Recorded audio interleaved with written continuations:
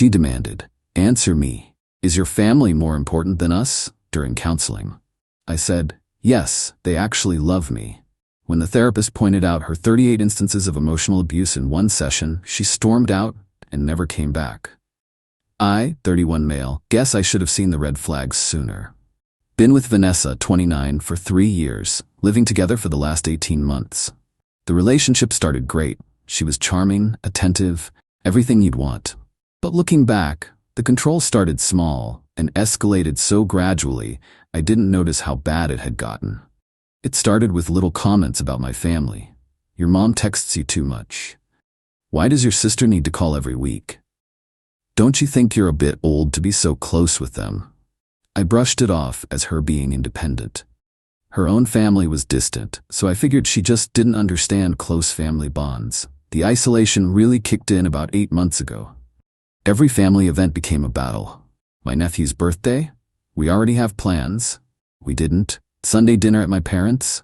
I'm too tired from work. My brother's engagement party? His fiancée doesn't like me. They'd met twice. 2 months ago, my dad had a minor heart episode. Not a full attack, but enough to land him in the hospital for 3 days. When I told Vanessa I was leaving work early to be there, she lost it. Said I was being dramatic, that if it was serious they'd have called an ambulance, not me. I went anyway.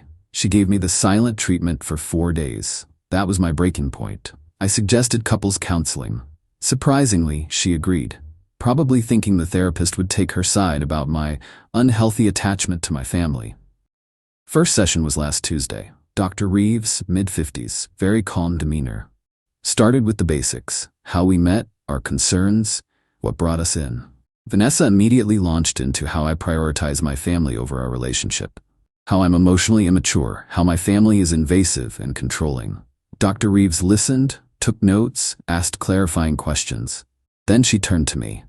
I kept it simple, said I felt like I was constantly walking on eggshells, that nothing I did was right, and that I missed my family. That's when Vanessa exploded. Started listing every time I'd chosen them over her. Every phone call I'd taken, every birthday I'd remembered, and then she said it, "Answer me. Is your family more important than us?" The room went silent. Dr. Reeves was watching me carefully. Vanessa was practically vibrating with rage. "Yes," I said. "They actually love me." Vanessa's face went from red to white, started sputtering about how she loves me, how I'm throwing away our future, how I'm a mama's boy who can't commit. Dr. Reeves interrupted. Very calmly, she said, "Vanessa, I'd like to share some observations from this session." She flipped through her notes. "I've documented 38 instances of what appears to be emotional manipulation and control in just the past 40 minutes. She started listing them. Using tears to shut down disagreement, gaslighting about conversations that never happened, dismissing my feelings, name-calling disguised as honesty. Financial threats, apparently mentioning whose name is on the lease mid-argument counts. Isolation tactics, guilt-tripping, moving goalposts, false victimization. By number 15, Vanessa was standing. By 20, she was at the door. "This is bullshit. You're just another man who can't handle a strong woman." She pointed at me. "We're done. Get your shit out of my apartment." She slammed the door so hard the certificates on the wall shook. Dr. Reeves looked at me. That was actually number 39, emotional blackmail via housing threats. I sat there for another 20 minutes. Dr. Reeves was incredibly kind, gave me resources for emotional abuse survivors, and said she'd be happy to continue individual sessions if I wanted. Got home that evening to find my clothes in trash bags by the door. My laptop and tablet were on top, but my gaming console, the TV I'd bought, my coffee maker, even my grandma's cookbook, all missing. Vanessa was in the bedroom with the door locked, music blasting. I took what was there and left, crashed at my brother Derek's place, told him everything. He just hugged me and said, "We've been waiting for you to see it." That was 5 days ago. The text started the next morning. Update 1. The entitlement is off the charts, guys. After radio silence the first night, Vanessa started texting. Not apologizing, demanding. Where was her half of rent? I'd been paying 70% because I made more. Where was the grocery money? I'd been buying all groceries for 6 months. Why wasn't I answering her calls? She dumped me and kicked me out? I didn't respond.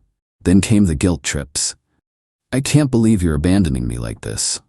3 years meant nothing. Your family finally got what they wanted. Still didn't respond. Then came the threats. She'd throw out everything I left. She'd tell everyone I was abusive. She'd call my work. That one got my attention. I screenshot everything and texted back once. The lease is in your name alone, as you've reminded me 47 times. I have no legal obligation to pay. Do not contact me again. She called 18 times in the next hour. Meanwhile, I was taking action. See, while my name wasn't on the lease, I'd been paying utilities directly from my account. Electric, internet, streaming services, all in my name because her credit was shot when we moved in. I'd forgotten about them in the chaos. Logged into everything. Scheduled disconnection for the end of the week. Gave her 5 days notice via email. Documented, formal through the utility company's system so she couldn't claim I didn't warn her. Canceled the streaming services immediately though. Those were purely luxury. Also discovered something interesting. Remember my gaming console she kept? I'd bought it on my credit card. Still had the receipt in my email. Same with the TV. And the coffee maker. About $2,000 worth of stuff total. Derek convinced me to file a police report for theft. The officer said since I could prove purchase and she'd locked me out without formal eviction, I had mail there establishing residency, it was technically theft. They gave me a report number and said they'd follow up. That evening, her best friend Moira started blowing up my phone. How could I be so cruel? Vanessa was destroyed. I was a monster for financially abusing her. I sent Moira one message. She kicked me out after verbally abusing me in therapy. She kept my property. She's harassing me. Please stop contacting me. Moira's response? You're a pathetic excuse for a man. No wonder she controlled you. You needed it. Blocked her too, but not before screenshotting everything. Update 2. The extinction burst hit different than expected. Monday morning, I get a call from my manager. Someone had sent an anonymous email to HR claiming I was unstable and potentially dangerous, said I'd been kicked out for abusive behavior, and they were concerned for coworker safety. Thank God my manager knows me. He pulled me aside, showed me the email. It was clearly Vanessa. She used phrases she always did, like emotionally dysregulated and narcissistic tendencies. Projection much? I showed him the texts, the threats, the police report for my stolen property. He immediately escalated to HR, but in my defense, they opened an investigation into harassment instead. Then Tuesday, the real fun started. Officer Martinez called. They'd gone to serve Vanessa notice to return my property or face charges. She'd apparently had a complete meltdown, screaming about how I was abusing the legal system, how the items were gifts, how this was harassment. Here's the thing. She texted me 2 days earlier saying, "Come get your stupid game system if you want it so bad." I'd replied, "I'll arrange pickup through the police as you've been hostile." She'd responded, "I threw it away. Sue me." Officer Martinez found this very interesting.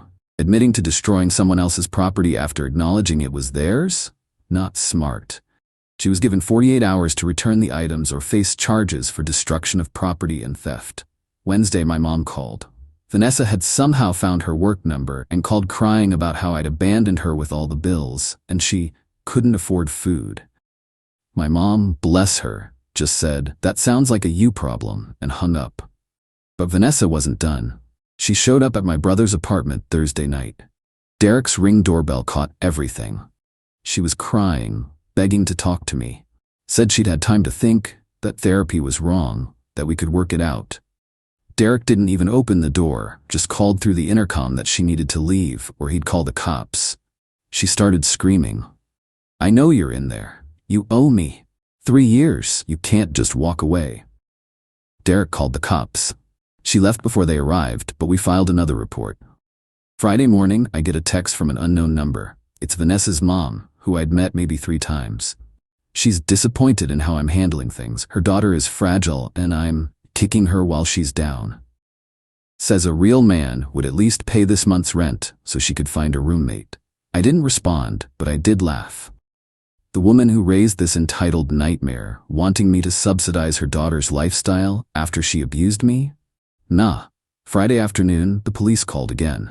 Vanessa had returned the gaming console and coffee maker. The TV was accidentally broken during a move. Sure, Jan. Officer Martinez said I could pursue charges for the destroyed property or accept the return of partial items and monetary compensation for the TV. I asked what would happen with charges. Probably community service and restitution anyway. I opted to accept $800 compensation for the TV, retail value minus depreciation, and the returned items. Just wanted this done. But the best part? When she returned the items, she included a letter. 2 pages of how I'd ruined her life, how she'd never love again, how my family had won, how I was a weak man who couldn't handle a passionate woman. The last line, "You'll regret this when you're alone forever." Derek read it and said, "Bro, being alone sounds amazing compared to that." Update 3. So Vanessa learned about consequences this week. Remember how I'd given proper notice about utilities? Well, she ignored it. Wednesday, power got shut off. She called me screaming from Moira's phone. How could I do this? It was illegal. She'd sue. I calmly reminded her I'd given written notice through the utility company. She'd had a week to transfer service to her name. Not my problem she didn't adult. But my credit is bad. They want a $400 deposit. Should have thought about that before kicking me out. She hung up. Thursday, got an interesting call from my apartment complex's management.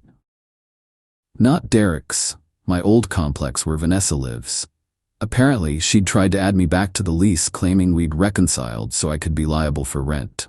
The office called me to verify since they needed my signature. We absolutely have not reconciled. I haven't lived there since she kicked me out 3 weeks ago. This feels like fraud.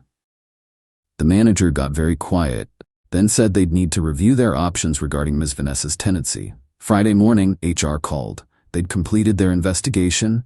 The harassment was documented, and they'd traced the IP address of the anonymous email to a coffee shop near Vanessa's apartment, sent during a time when she'd posted an Instagram story from that exact location. Genius move, posting your location while committing harassment. They couldn't share full details but said appropriate protective measures were in place. Translation: if she contacts my work again, they're pressing charges. Friday afternoon was when karma really showed up. See, Vanessa works in marketing for a small firm, very image-conscious industry. And she'd been posting all over social media about her abusive ex, who'd financially abandoned her. Problem was, she'd gotten cocky and started naming me. Full name in some posts. My cousin Amelia is a lawyer. She sent Vanessa a cease and desist for defamation, outlined how her posts were provably false, thanks to all my documentation, defamatory, and causing potential professional harm. Either remove all posts and stop, or face a lawsuit. Vanessa deleted everything within 2 hours. But someone had already screenshotted them. Someone, definitely not me, probably Derek being protective, sent them to her company with a note about their marketing manager's concerning online behavior and harassment campaign. Monday morning, Vanessa's LinkedIn showed she was seeking new opportunities. Final update. This is the last update because there's beautiful blessed silence now. After losing her job, Vanessa went nuclear one final time. Showed up at my parents' house on a Sunday during family dinner. Dad wouldn't let her in, but she stood on the lawn screaming about how we'd ruined her life and she'd lost everything because of your precious son. My sister recorded everything from the window. Vanessa admitted to lying to HR, to trying to fraud the lease, to destroying the TV on purpose. All while trespassing. Dad called the cops. Again. This time, with multiple police reports, the harassment documentation, and the trespassing, she got arrested. Nothing major, released same day. But now she had a record. Her parents finally got involved. Called me asking to work something out so their daughter could move forward. I said the only thing I wanted was to never hear from any of them again. They must have talked sense into her because everything stopped. The calls, texts, emails, surprise visits, nothing. Last I heard through the grapevine, Derek's girlfriend works with someone who knows Moira. Vanessa moved back with her parents 2 hours away. Told everyone she was taking a sabbatical from toxic city energy. Sure, Vanessa. As for me, I'm in an individual therapy with Dr. Reeves. Turns out 3 years of emotional abuse leaves some marks, but I'm healing. Spending Sundays at my parents' again, calling my sister whenever I want. Playing games with Derek without getting guilt-tripped. My apartment is quiet. My coffee maker makes perfect coffee every morning. My grandma's cookbook sits safely on my shelf. And you know what? Derek was wrong. Being alone doesn't sound amazing compared to that. It is amazing. My family threw me a freedom party last weekend. Mom made all my favorite foods. Dad bought good beer. My sister made a cake that said congratulations on escaping. Derek gave a toast about having his brother back. I'm not saying everything's flinch when my phone buzzes too much, then my phone buzzes too much. Still triple check that my doors are locked. Still screenshot everything. But I can breathe. I can exist without performing emotional calculus before every decision. I can love my family without defending it. Vanessa was wrong about one thing. I'm not alone. Never was. I just couldn't see all the people waiting to catch me when I finally jumped off that burning bridge. To anyone reading this in a similar situation, document everything. Trust your gut. And remember, someone who actually loves you won't make you choose between them and other people who love you. That's not love. That's control. And control dressed up as love is just abuse in a pretty costume. Peace out, Reddit. Thanks for being here while I processed this mess. Edit, since some asked, yes, the restraining order is in progress. Lawyer cousin is handling it pro bono. And yes, I kept every single text, email, and recording. If she pops up again, I'm ready. But honestly, I think she finally got the message. Consequences are apparently her kryptonite.